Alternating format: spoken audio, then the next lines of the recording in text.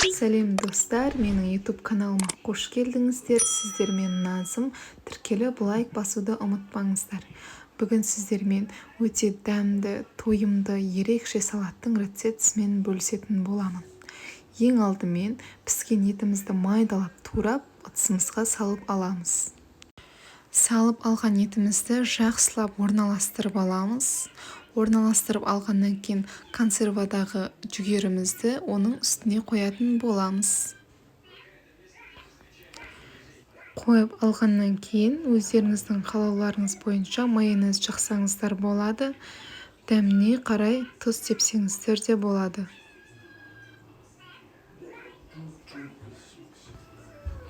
Майонезді жақсылап жан-жағына дейін жағып алған соң үстіне теркадан өткізілген сәбізді қоятын боламыз. Оны да жақсылап қойып алған соң қалауларыңыз бойынша тұз және майонез жағып сепсеңіздер болады.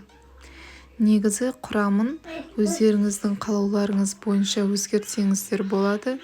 Мен үйдегі бар заттармен жасадым.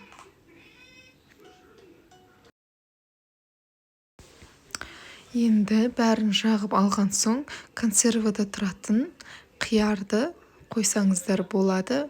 Және жақсылап қойып алған соң оған тұз сеппей қойыңыздар, өзі тұзды болып келеді.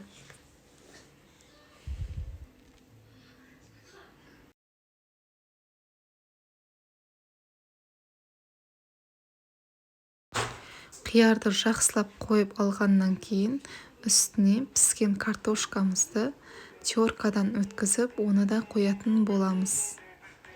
Оған тұз сеуіп, майонез жақсаңыздар болады.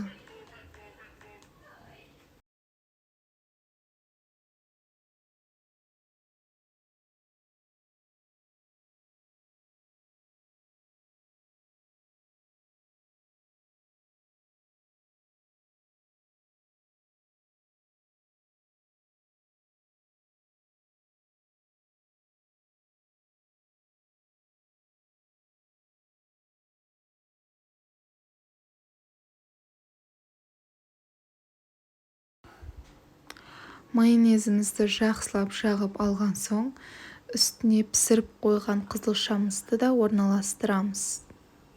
Қызылшамызды бір келкі тегіс қып орналастырып аламыз.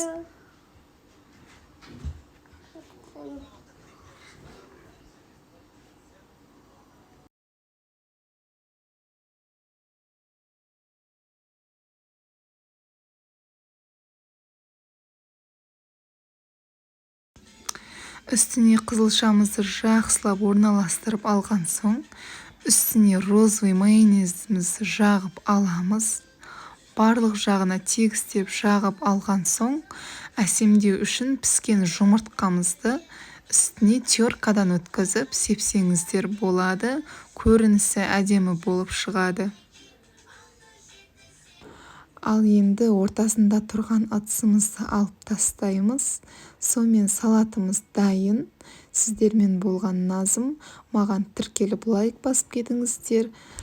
Астарыңыз дәмді болсын. Мен сіздермен оңай және дәмді болып шығатын рецепттермен бөлісетін боламын. Менімен болғандарыңызға рахмет. Қош сау болыңыздар.